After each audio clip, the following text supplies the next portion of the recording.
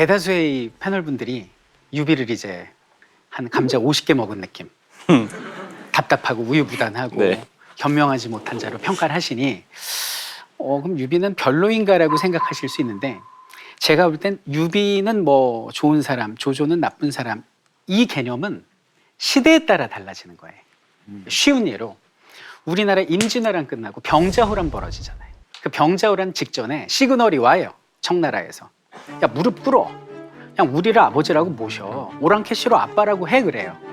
그때 김상원이 뭐라고 그러냐면, 저 오랑캐 놈들의 아버지로 섬기느니 내가 서서 죽겠다라고 얘기해요. 이게 유비예요. 의리, 명분. 근데 그때 최명길은 뭐라고 그러냐면, 아니다. 무릎 꿇고 살아서 훗날을 도모하자. 실용주의로 가거든요. 요게 조조예요. 근데 조선왕조실록 보면 최명길을 뭘로 기록했는지 아세요? 천하 간교한 소인배라고 하나요. 그들이 보는 최명길은 비겁하고 그들이 보는 조조는 비겁했던 거예요. 근데 그들이 보는 유비는 의리 있고 그들이 보는 김상원은 정말 명분이 있는 거죠. 근데 이 시대가 바뀌다 보니까 오늘날은 의리보다는 실리잖아요. 그러니까 우리가 볼 땐 정반대로 유비는 답답하고 조조는 현실적인 사람이 된 거죠. 그래서 그 사람이 어떤 사람이야라는 판단은 그 시대와 상황에 따라 달라질 수 있다. 사실 뭐 유비 얘기를 했습니다만 관우장비 얘기를 좀 안 한 것 같아요. 네. 어떤 인물이라고 좀 생각이 드시는지. 관우장비는 답답할 때가 많아요, 읽으면. 관우장비가 막 현명한 무엇을 한다던가 이런 것보다, 특히 장비는 이제 술을 너무 좋아하고 맨날 유비가 어디 맡겨놓고 갈 때마다 하는 얘기가 너 술 조심해라. 너 술 먹고 애들 때리지 마라.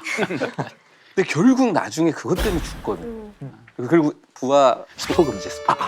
뭐 죽긴 죽을 거 아니에요? 누구나 죽죠. 그렇잖아요. 아니 1800년 숙제 스포금지 좀 이게 무슨 잠깐만. 그래 왜 죽었는지 자세히 말씀 안 드릴게요. 어쨌든 굉장히 그 좀 와일드하고 좀, 그래서 지금의 시선으로 보면 위태위태한 인물이고, 관우는 제 느낌은 밑은 안 보고 위만 보는 사람. 오로지 유비. 그러니까 유비 입장에선 너무 좋은 동생인데 부하들을 잘 챙긴다든지 뭐 백성의 삶을 신경 쓰는 장면은 없어요. 위만 바라보는. 네, 거의 없어요. 그리고 그냥 유비 말인 법이고 그걸 위해서 가는 거죠. 충성심. 같은 거니까 이게 사실은 삼국지를 보면서 제가 항상 책을 한 권씩 왜 더 읽잖아요. 더 있죠. 예. 이번 주에 읽은 책은 마리오 부조의 대부였어요. 결국 이 대부 가문 패밀리의 이야기와 삼국지 이야기가 겹쳐져요. 결국은 이게 관우가 하는 게 사실은 마피아의 패밀리적인 것과 무엇이 다른가. 저는 어릴 때 읽을 때 원래 관우 장비가 되게 멋있게 묘사가 되잖아요. 근데 잘못한 것들은 그럼 누가 뭘 잘못했지가 더 궁금했었어요, 읽을 때. 근데 읽다 보면 장비는 맨날 술 먹고 사고치고 관우는 보면 조금 이게 좀 찌질한 모습. 찌질한 면이 있어요. 근데 그 어떤 면이 있냐면요. 그 마초라는 장수가 되게 용맹스럽다는 얘기를 듣고 이제 제갈량이랑 유비랑 같이 이제 전투에 나가 있는데 보내요. 나 마초랑 한번 겨뤄보고 싶어요. 이렇게 얘기를 하니까 유비가 깜짝 놀라서 아니 어떡하냐. 그러니까 제갈공명이 비록 마초의 용맹은 출중하다지만 관우공의 용맹에는 따르지 못할 것이요. 이렇게 해서 막 다독여서 편지를 보내요. 근데 이거를 이렇게 연애를 하고 있다가 받은 거예요, 편지를. 받고 너무 기분이 좋아서 돌려본 거예요, 사람들. 이거 봐라, 내가 낫대. 이런 거를 하는 걸 보면 조금 정말 어리석은 행동을 많이 했던 사람이구나. 조금 실망했어요. 그러네. 사실은 삼국지 전체를 통틀어서 가장 저는 역동적인 장면 중에 하나가 바로 관우가 조조에게 의탁할 수밖에 없는 그 상황이죠. 조조가 참 잘하는 것 중에 하나가 사람을 잘 보는 거죠.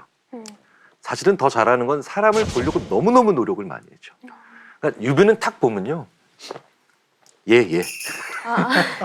보면은 그냥 무조건 모든 자기의 마음을 올인해서 딱 내 사람 만들죠. 울면서. 네. 근데 이제 조조는 계속해서 생각해보고 계산기 두들겨보고 이렇게 한단 말이에요. 그런데 그런 조조에게도 한 번에 시선을 잡아끌 수 있는 가장 환상적인 인물이 나타났잖아요.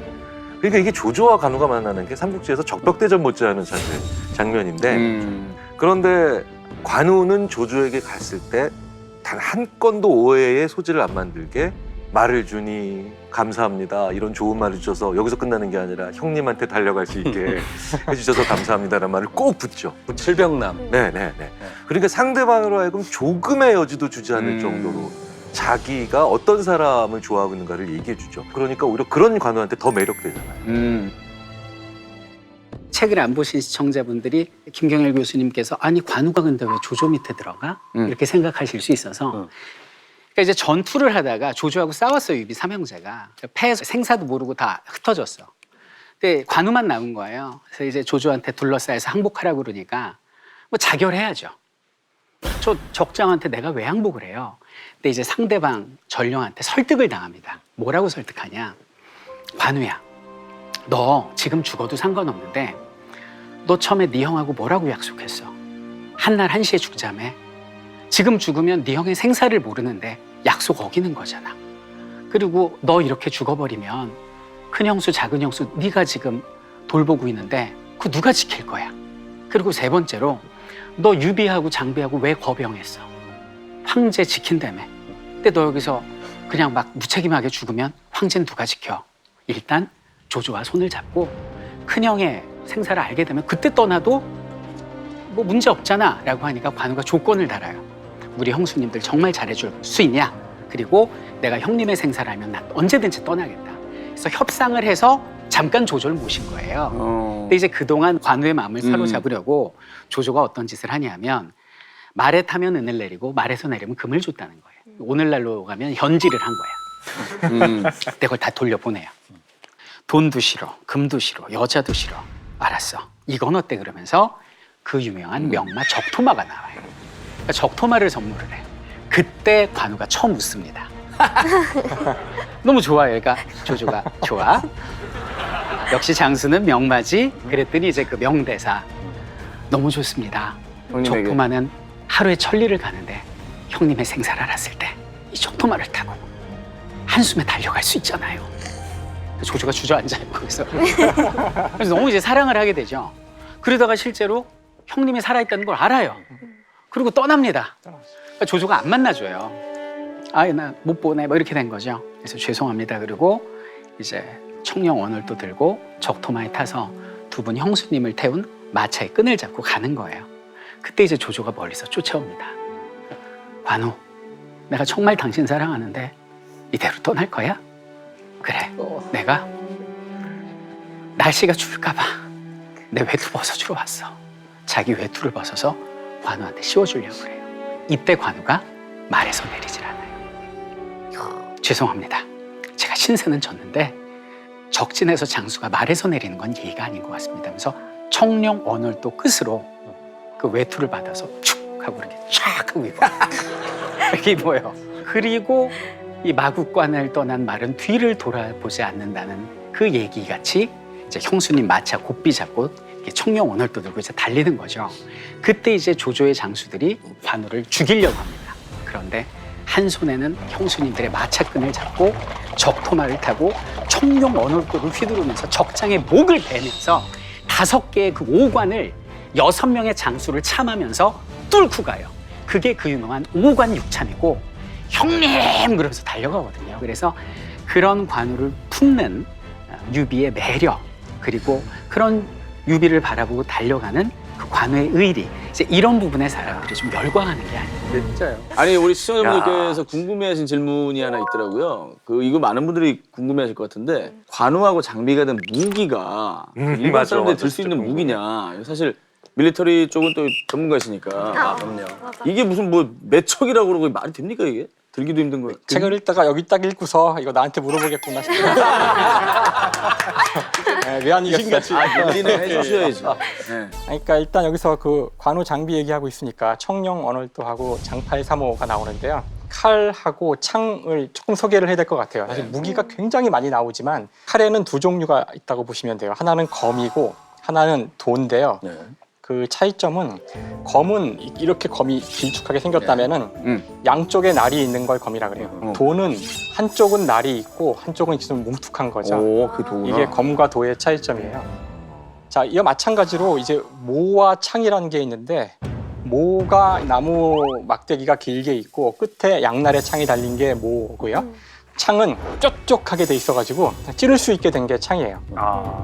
지금 저희가 이야기하고 있는 이제 관우와 장비는 관우가 청령 언월도니까 끝에가 한쪽은 뭉툭하고 한쪽이 날카롭게 돼 있는 형태의 창이라는 걸 알 수가 있고요. 장비가 가지고 있는 것이 장팔 사모니까 용처럼 이렇게 흐르는 모양인데 양쪽에 날이 달려 있어요.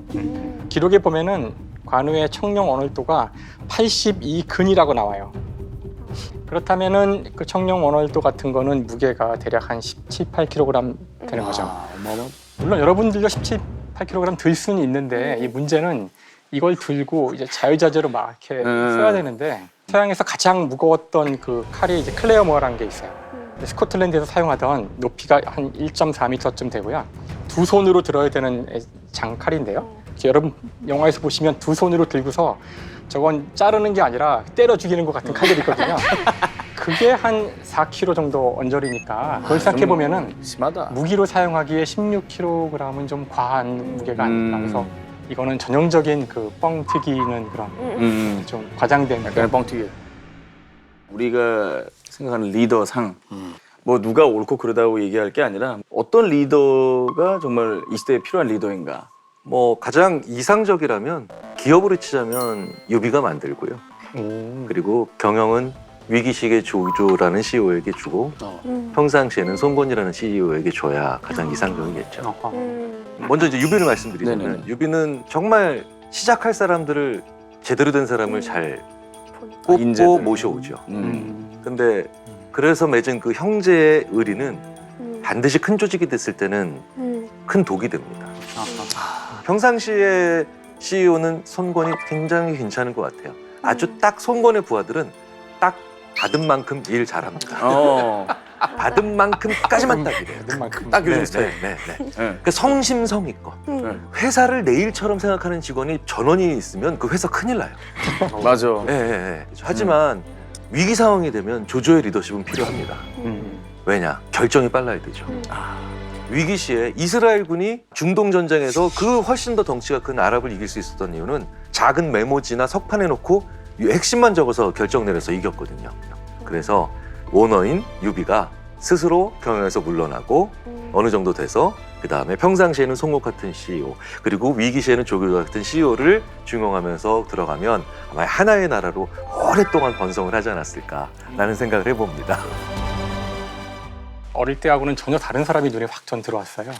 그래서 여기 그 나오는 모든 인물들과 완전히 다른 종류의 사람이 한 사람 나오는데요. 바로 그 사람의 이름은 화타예요. 그럴 것 같았어요. 그래서 관우가 독화살을 맞고서 굉장히 목숨의 위협에 처했을 때 그걸 고쳐주는 장면이 나오는데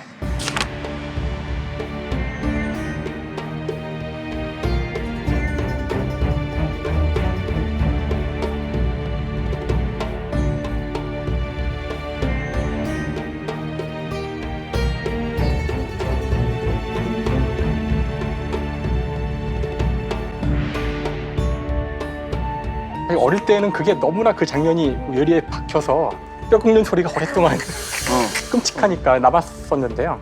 조조가 이제 자기가 큰 병에 걸렸을 때 화타를 불러서 고치라 그랬는데 머리뼈를 가르고 뇌를 씻어야 된다는 그런 처방을 나라도 안 하겠다.